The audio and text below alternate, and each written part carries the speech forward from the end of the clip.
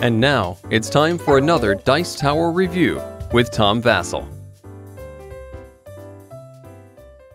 Hey folks, today we're taking a look at Khrysos Hunters, okay, the flux capacitor from the Flux Capacity Company, and it also has an expansion, the Runes of the Bets, and this adds 5 to 6 players. This is for only 4 players, and I'm actually not going to be reviewing the expansion. I'll mention it briefly here. It just adds 5 to 6 players and more stuff, more map cards, etc. We'll talk about that in a second.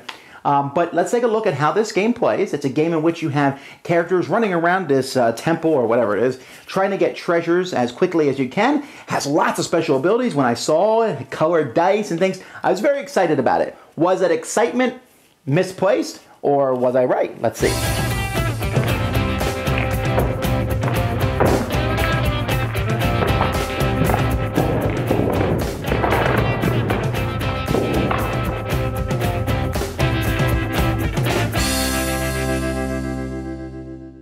To start a game, you're just going to build a map, and there's all different sorts of cards that you can build a map with. You can build it any way you want. The only thing that's important is that you have 1 through 6 on these little gates available. So here's a 1, there's a 2, there's a 3, 4, a 5, and a 6. So all 6 numbers are here on the board. And at the beginning of the game, you're going to roll or at the beginning of each turn, you're going to roll a die. And whatever number you roll, if there's no one on that gate, you're going to put a gem of that. A gem there. The colors of the gems don't matter. They gave red, white, and blue. And the object is to get 12 of these gems before everybody else. Now, this die, you're going to take a die of your color. So let's say I'm green. I would take this die and roll the die, and that's the number I would start on. And so let's say I rolled a 2, and then you start at 6. That's to show your health. Okay, and so you're going to start with a handful of 4 hunters. Now, these hunters, if you notice, have a ton of information on them.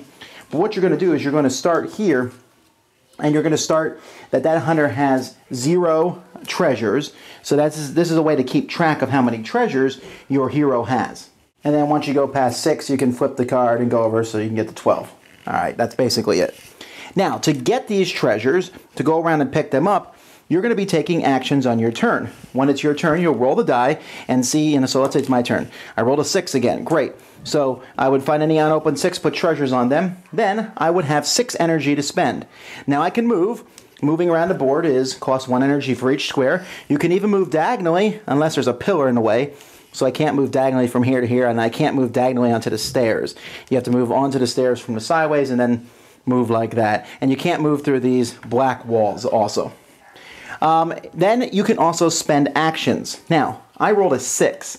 So let's say, for example, that I am this character here. I could do the Wild Tank Driver, or I could do Barrage and Scan, or I could do Blast Cannon, Scan, and Move 1.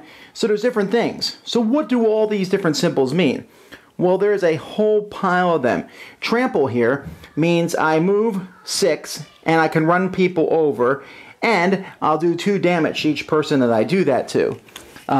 There's, again, some of these are basically just going to be shots that you can do, or you can heal somebody, heal yourself, or you can trap somebody, which means you turn their card sideways and they have to like unstun themselves. There's a whole pile of these different special abilities, and they show you in here. Range, blast, damage, heal, guard, steal, trap.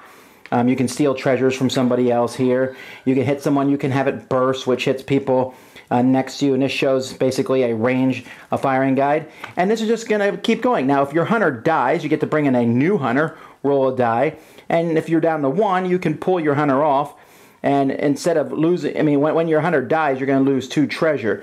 And so, again, you're keeping track of treasure, keeping these people down, and you keep going until you get to 12 treasure. When you get to 12 treasure, you win. Now, when your guy dies, someone will steal 2 treasures from you, if you have them. If you leave the table, you lose those 2 treasures, but your opponent doesn't get them. So you're trying to survive as long as you can, and keep going, as I said, again, until you get 12 treasures.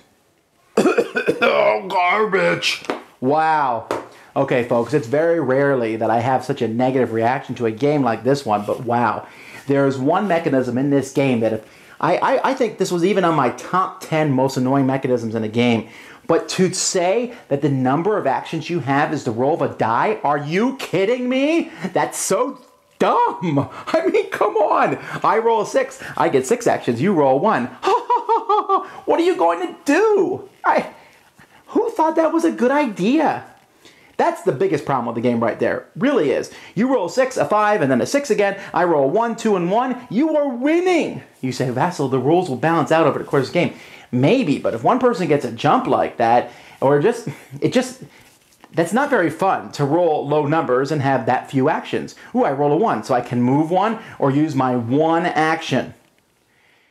The game is a game of combat, and since you're going around, and it's really chaotic. You run over here, boom, I blew this up, ooh, I did damage. And if you play with 4 players, or heaven forbid, 5 or 6, you don't even get a turn sometimes. You sit there, boom, boom, boom, boom, boom. Everyone is hitting on you because you happen to have more gems than everybody else. Wow. And then the cards. I love special actions, but rows of symbols that need to be, you're like, okay, this is 3 heal and 1 hit with a range of 1, and that does 3 damage, and it does traps your opponent. Really? All those symbols? That's so much effort and work that goes into those. They're not easy to read. You can't see what your opponents can do. You don't even care because you have to memorize 6 different actions that your opponents can do, and it doesn't matter because they might roll a 4. And so they only can do 1 through 4. They might roll 1. Wow. This game is just bad. I mean, the components are nice. It's very pretty looking. The artwork is fine. The idea is interesting, but it's just run around, get some treasures, run around, get some treasures, get blown up, lose some treasures, run around, get some treasures, and you're like, please, somebody end this, please, until it finally does end. Mostly probably by players quitting. Yeah, this one's bad, folks.